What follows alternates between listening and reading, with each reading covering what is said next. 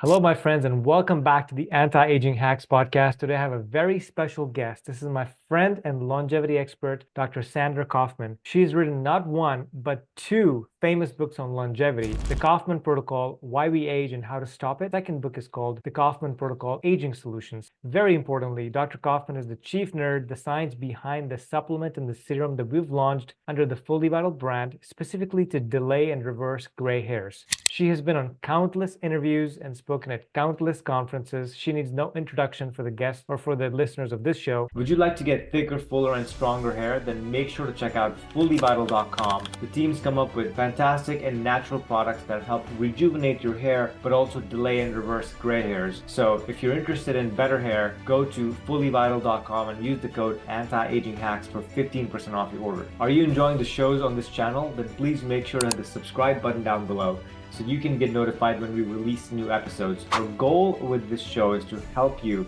and give you practical tips that you can use to slow down and reverse your aging so you can live and feel younger and live your best life. With that said, let's get on with the show.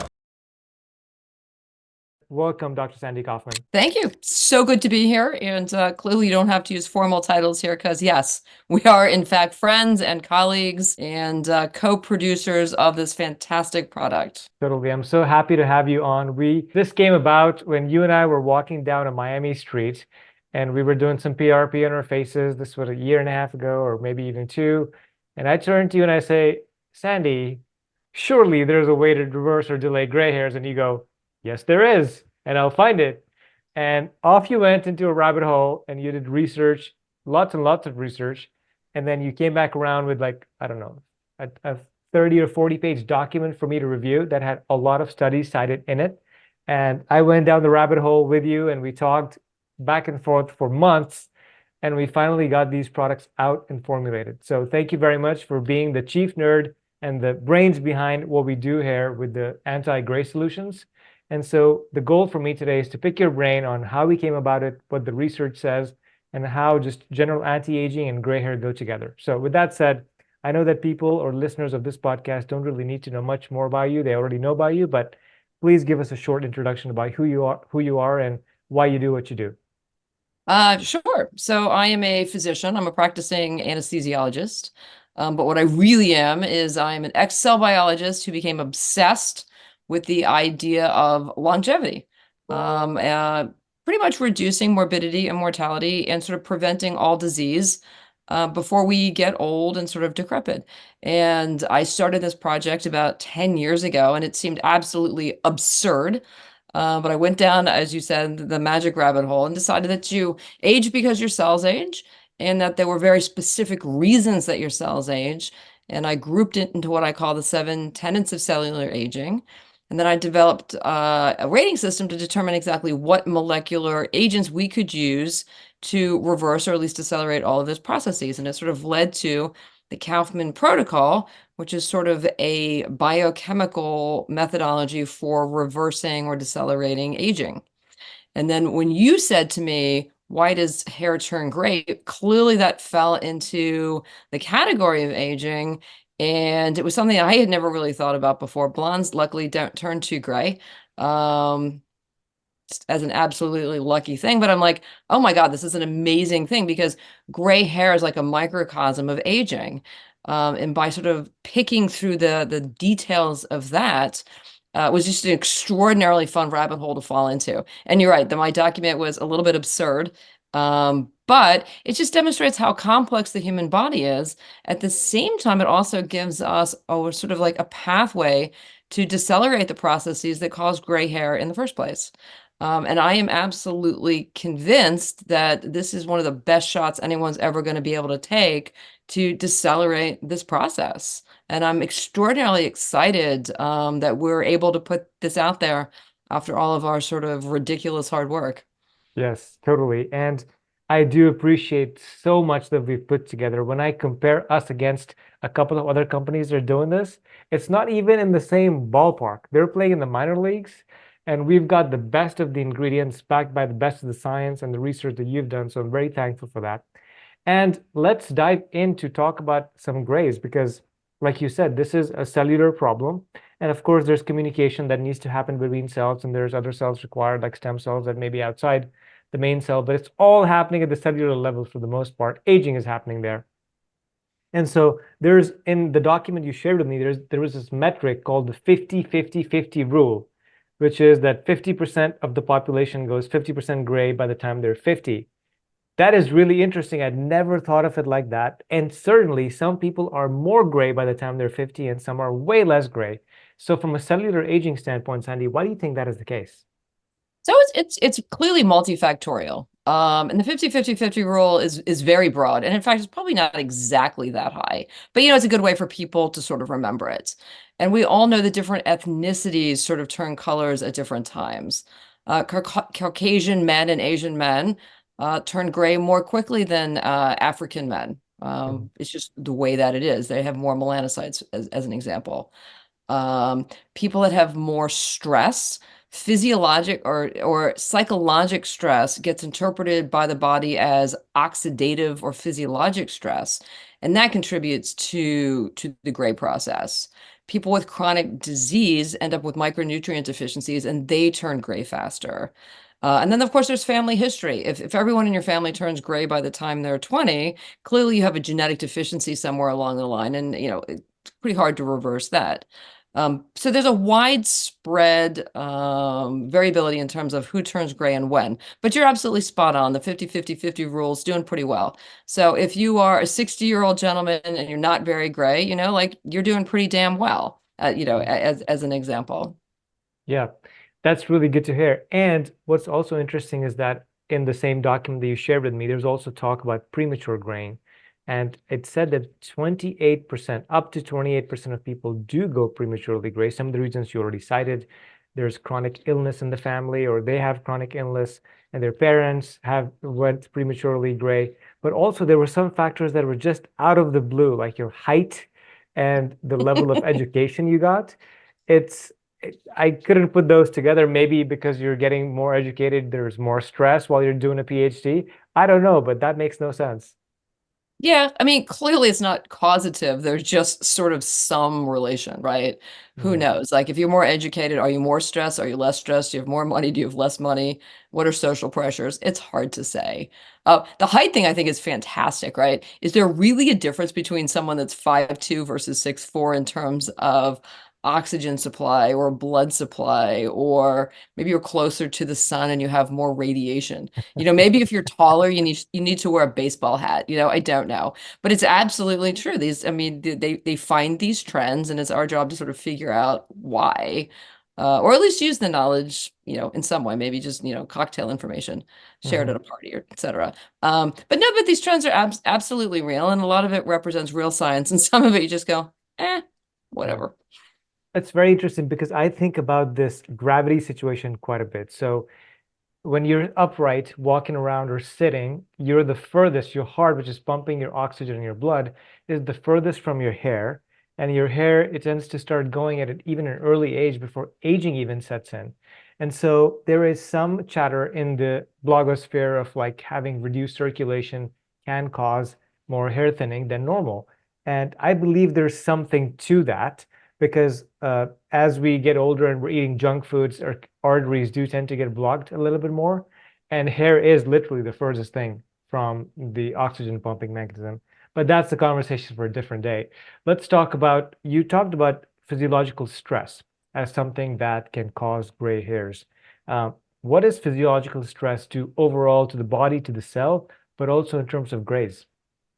So physiologic stress comes in many forms, but the big one, the one that most people look at is oxidative stress. Because we use oxygen, it's sort of a freak of nature, to be perfectly honest. We don't, there was nothing in the biological world that necessitated us using oxygen, but the way it just turned out is we do. We use a lot of oxygen, and oxygen gets radicalized.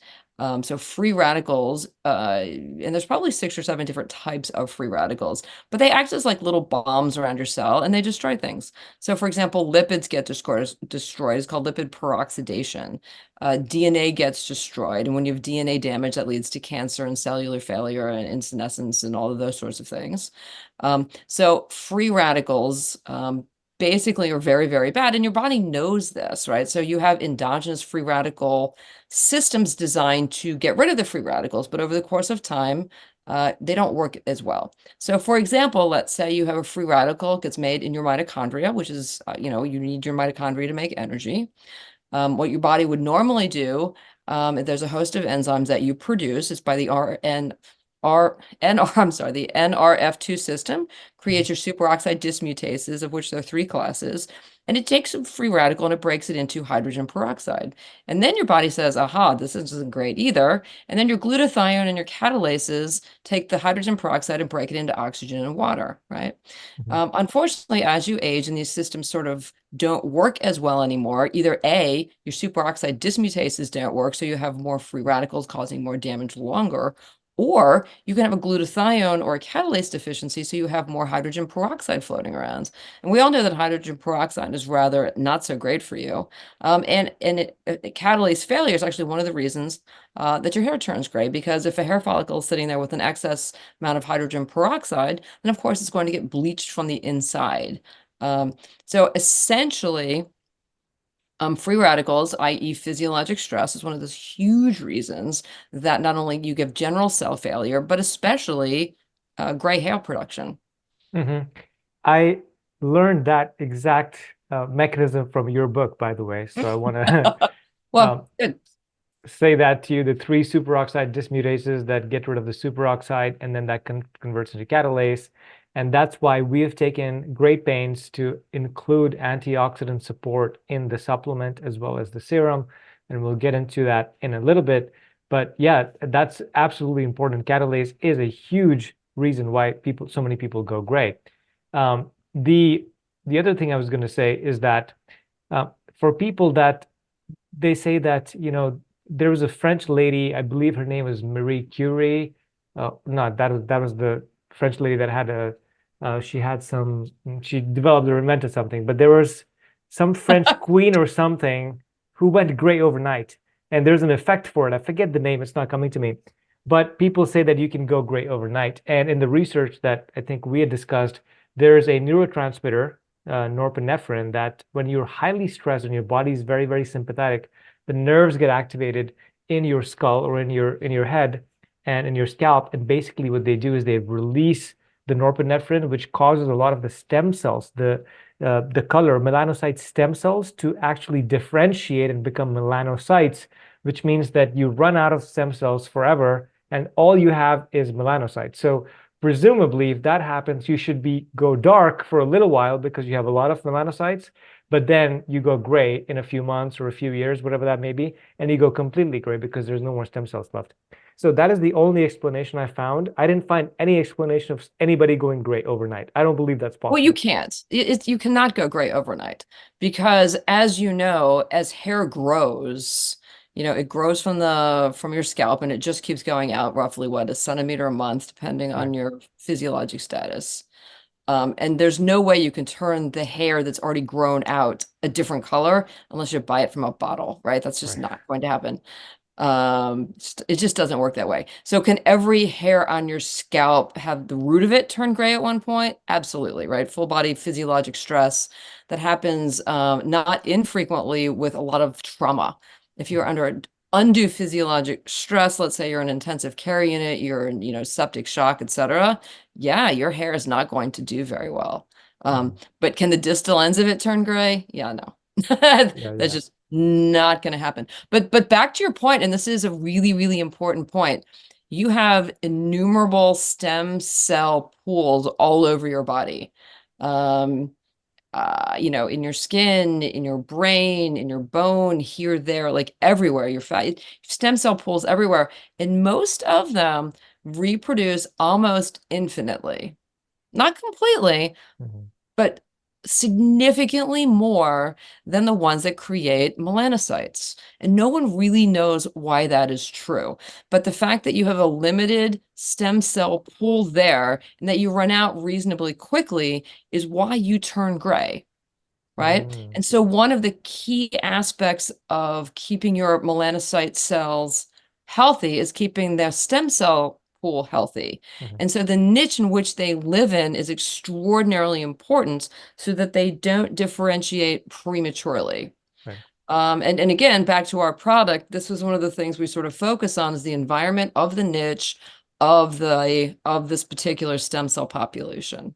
And I Absolutely. don't think other brands have sort of done that. And I think that's sort of crucial Mhm. because whereby they may be able to make you less gray temporarily, the key is to make you less gray for an extraordinarily long period of time, right? That's sort Right. of key. Right. Yes, when you brought up the stem cell, melanocyte stem cell niche and protecting those in particular, I was like, yes, we are so differentiated from everybody else because we're going way deeper into the problem. Now, let's talk about the melanocyte stem cells real quick.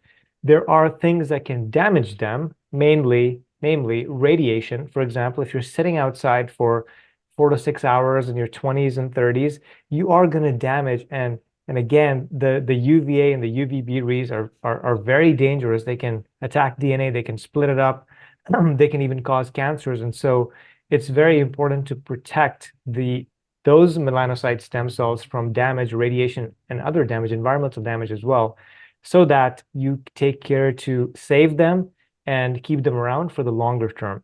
And so with that said, I believe we're using polypodium. Sandy, this is what you found as an ingredient that's super helpful in protecting these stem cells. Can you talk about why? Yeah, so I love polypodium. So as a little bit of background, I was a tropical ecologist as well, a gazillion years ago. Right. And tropical plants live under very high UVA, UVB radiation type environments. And unlike animals, they can't go hide in a cave when the sun's out, right? Right. So tropical plants have to find ways to sort of protect their DNA from this, very heavy abuse from the radiation. And so there are a couple plants that have created molecules that can increase the rate of DNA repair. And polypodium is one of those plants. And so what happens is in your DNA, when radiation hits your DNA, it essentially melts it together and it creates these things called CPDs. And it's really just a glob of melted DNA. And what your body has to do is has to come in with a variety, it's a very complex mechanism, but it basically takes that chunk out and then fixes it, right? And over the course of time, and as you get older, the repair mechanisms fail, which is why more people get skin cancer, et cetera, over the course of time. But you can increase the rate of that repair by using polypodium. That itself is sold independently under a brand called Fernblock, and I firmly believe that it's very useful to avoid skin cancer. But we put it in this product specifically because as the sun gets into your hair shaft and hits those stem cells, it's absolutely crucial that we are able to repair not only the DNA in the stem cells, but also in the melanocytes because they have to make the melanin. So if we protect all of the cells from the DNA, or at least be able to fix the DNA, Mhm. we remain a few steps ahead in terms of protecting our cells. Yeah, that is wonderful. So we're protecting both the melanocyte stem cell niche as well as the melanocytes by polypodium, helping increase the DNA rate of repair, but also preventing the oxidative stress from damaging these cells. So those are two pathways we've gone after already. The third one that's very interesting is helping increase the activity of the enzymes within the melanocytes so that they produce more color and more pigment so it goes into your scalp. And we've used an ingredient, an active that's available. It's called PTP20. Uh, it's a peptide that's also helpful in increasing tyrosinase. Tyrosinase is one of the enzymes that, of course, helps increase more of the pigment. And so I'd love for you to touch base on that mechanism as well.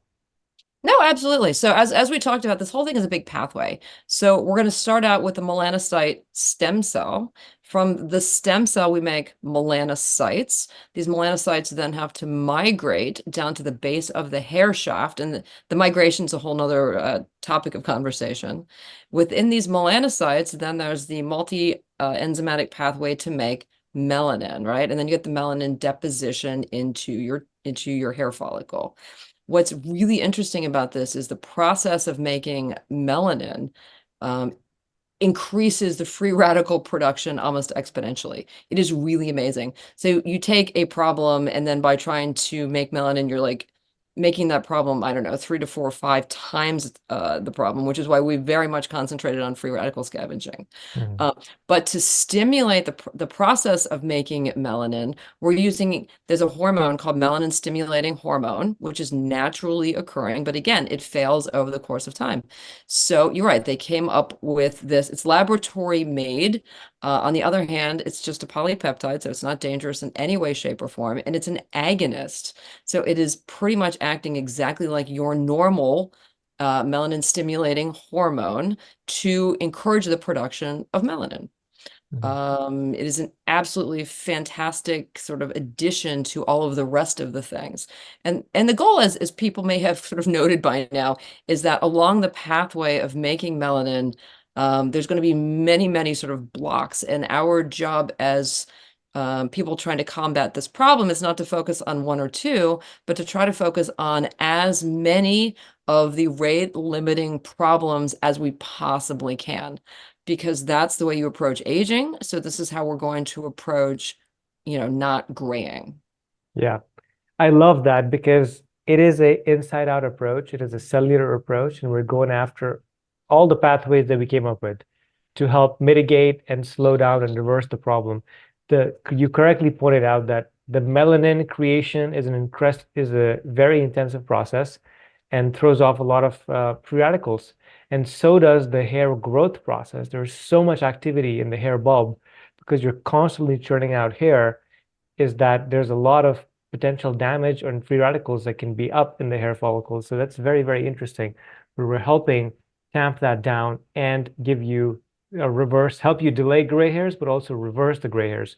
So let's jump into the actual products, Annie. There's two products that we've come up with. One was the supplement, which is, endogenous. You take that and it helps you from within. And then the other is the serum, which is for spot treatment that allows you to apply it in any areas where you are having grays, and it helps reduce that. I've actually been applying it to my own beard, and I've gotten 40% less grays over the last couple of months. So I'm super excited and thankful that we came up with this because I can now feel younger and feel more confident. It boils down to this, right? Yes, we want to age slowly for sure. But then when you look at the mirror and you say, "Oh my God, my grays are going away," it's a whole different feeling. I'm walking around lighter, I'm feeling happier. And so that's the upside and the payback that we get for using this. But let's talk about the supplement, if you will. And I believe you've got one with you as well. So I do, I talk, do. So yeah, yeah. so just to sort of reiterate and maybe mention things that people don't know. People are going to ask, why is there an oral supplement and a hair serum? Right? That's question number one. And I like to think about this pretty much the same way that a woman would think about skincare, for example, right? Um, we age from both attacks from the inside and attacks from the outside, right? And skin, which is kind of nice, is you can take an oral supplementation program, gets into your bloodstream, and it goes to your dermis. And you can make the cells in your dermis and epidermis healthier by putting stuff in your systemic vasculature, right? And it comes to the surface and you look better. At the same time, you can put stuff on the top of your skin and it absorbs in, and they're very complementary, right? So Mhm. hair works exactly the same way. Some things are going to come through the vasculature and other things are going to get absorbed into the follicles. And we sort of we looked at, gosh, so many pathways, and then figured out which products would be better served through one mechanism versus the other mechanism. Some things are more absorbable than others, and so it made the decision a little bit easier. The oral one, and you're absolutely right, I have it right here. I'm actually very excited because number one, it's going to help every cell in the body. Um, it addresses micronutrient deficiency. So when you look at the label, that's the first thing you're going to see. And then at the bottom where it says melanin support complex, that's you and I trying to figure out exactly what is going to work along each of the pathways.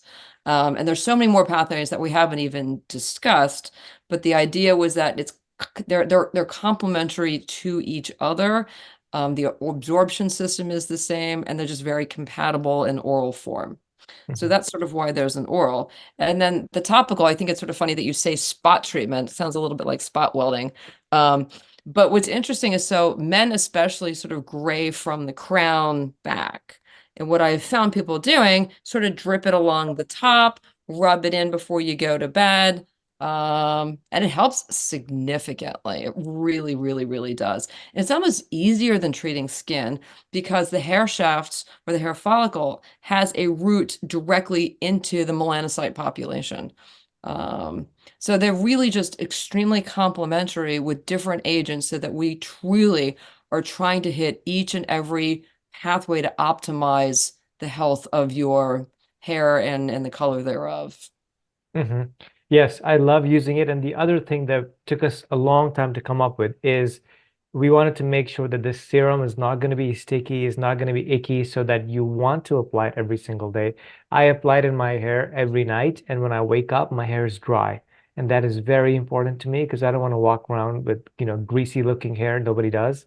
And especially women, they don't wash their hair as often as men. I believe a lot of women we talk to wash their hair a couple times a week.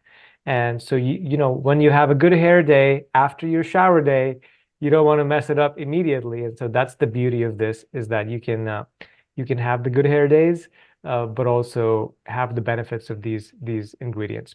And See, okay. so what I think what you should have done, Mhm. just for the sake of science, I think you should have done half your face and not the other, because that would have been really cool to see. That's true.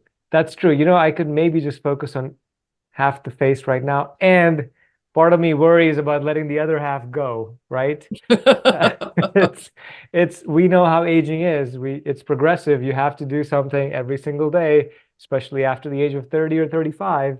But if you let it go, then you might be gone.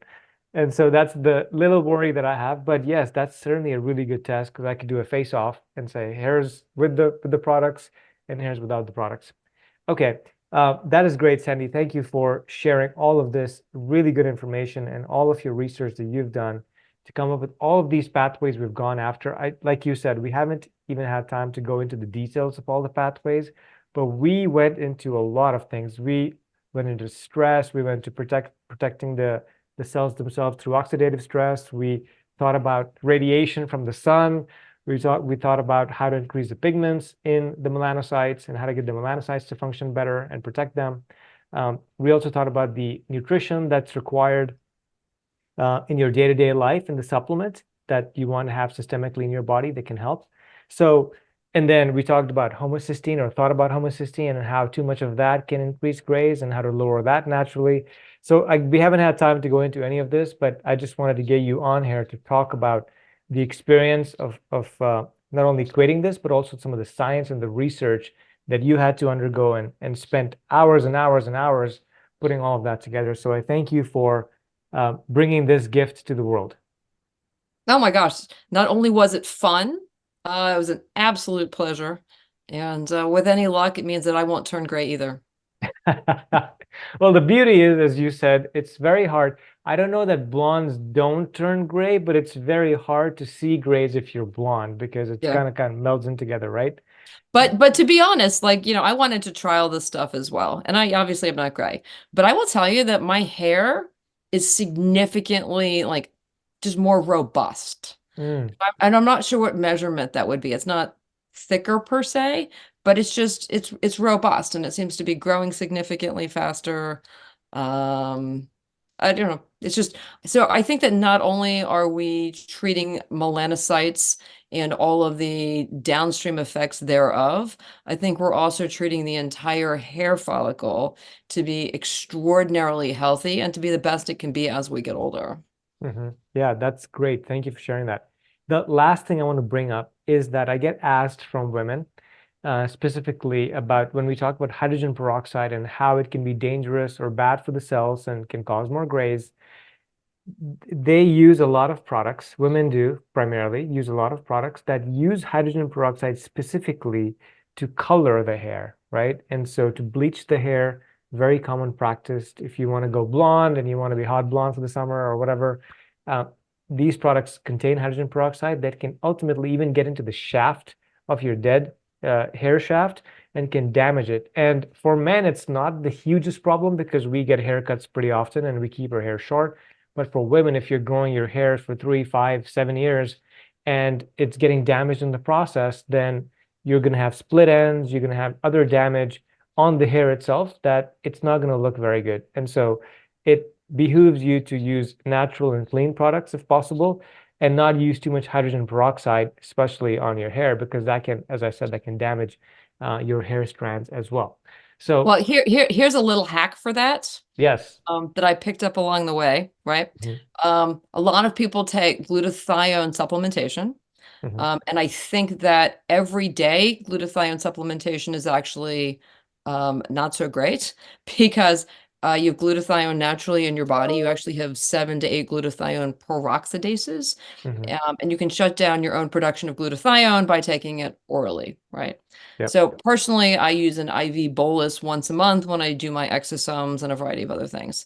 However, if you have bleached your hair, I would do reasonably high dose glutathione for 2 to 3 days thereafter, because glutathione is going to be able to act like the catalase, get rid of the hydrogen peroxide much faster before it has time to sort of spread and cause any additional cellular damage. Great tips. Great tips. Okay, noted. Thank you very much.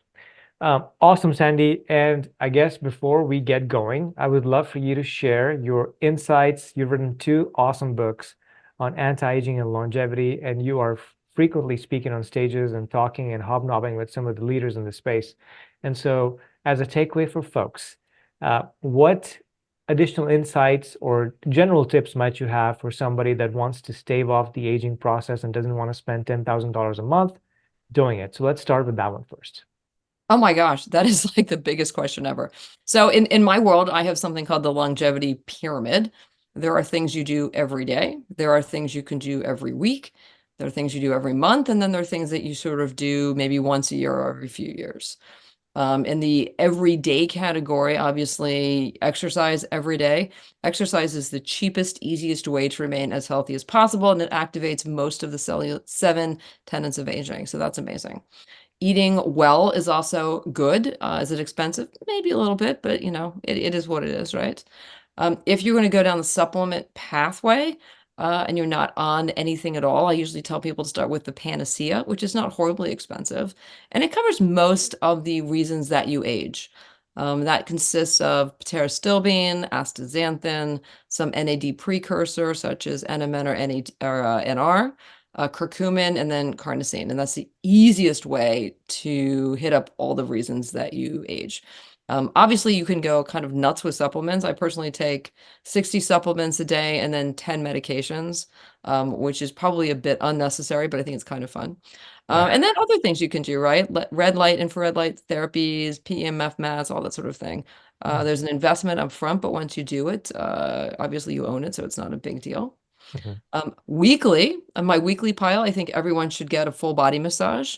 The physical manipulation of skin and muscle increases blood flow to those areas, and is extraordinarily healthy for tissues as well as like mental health, right? So I think that's key. In my monthly pile, I am presently absolutely obsessed with exosome infusions, as well as, again, my monthly glutathione push. I do IV spermidine and then a variety of other IVs once a month because, I can because it's already in. Right. And then my newest endeavor, and this is very exciting, is I'm going to once a year going to activate my V cells. In fact, I'm going to San Diego in a week or two to learn how to do this. It is Ah. new technology. Mhm. V cells, for people that don't know, are very small embryonic dormant stem cells that belong to you. So it is your DNA, it is your mitochondria. They're just extremely dormant and they've never aged. So if you take them out of your body, activate them with a laser, and then re-inject them, you just gave yourself basically a stem cell infusion of brand new baby you stem cells.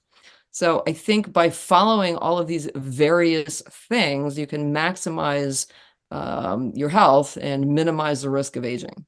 That's wonderful. Thank you for all the tips, and I can't wait to come to Miami to hang out with you and do some of these things together. Now, one last question before we leave is I think you and I and a lot of folks are very interested in living youthful for a much longer time, and in fact, living much younger than your chronological age.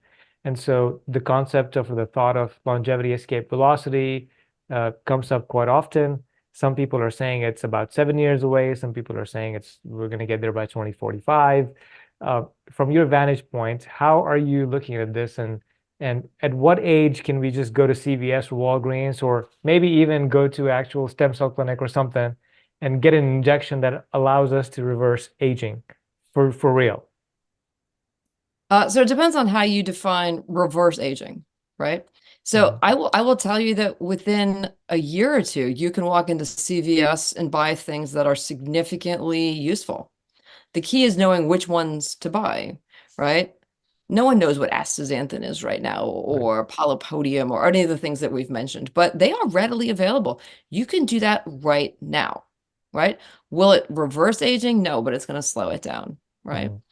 I think that the combination so the stem cell problem is how you look at a stem cell, right? Because there's a huge difference between harvesting, growing out, and reinfusing your own stem cells versus leaving the country and getting some sort of fetal associated somebody else's stem cells, which comes with a host of concerns, versus, V cell activation, which I am truly believe is sort of the future of all of this. Mhm. So I honestly think that, are you going to live forever? No, but I think that people are going to live rather healthily until at least 110, 120, like now.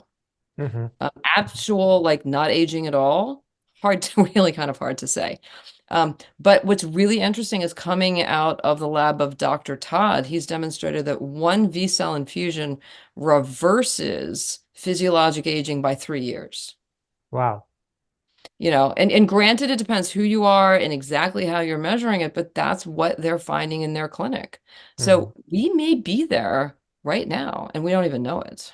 That's wonderful. So are you going to go there to learn how to do it so you can do it in Miami on yourself? That's well, so the good news is my team is going to go there in 2 weeks, and we are all going to learn how to use this technology, and you get to pick one guinea pig of your team to have it done on, and that Mhm. gets to be me.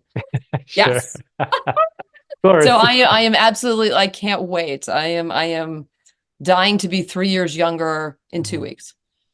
Wonderful. I am selfishly looking at this going, huh, once she learns how to do this, maybe she can do it in Miami and I can go visit and we could do a host of things together. So Spot on. That's the plan. Absolutely. awesome, awesome, awesome. Thank you very much, Dr. Sandy. Thanks for coming on and appreciate all your insights as always. You've written two amazing books, and if you haven't read any of her books, you need to read them right away. For a long time, I was reading your first book, Why We Age and Why We Don't Have to, and reading it constantly to keep learning. And that's where I learned about the antioxidants and the hydrogen peroxide pathways and all of that. You've explained it extremely well. So if you are not aware of who Dr. Sandy is, you need to read her books, is all I want to say. So with that said, thank you very much for coming on the show. Thank you so much. I appreciate it.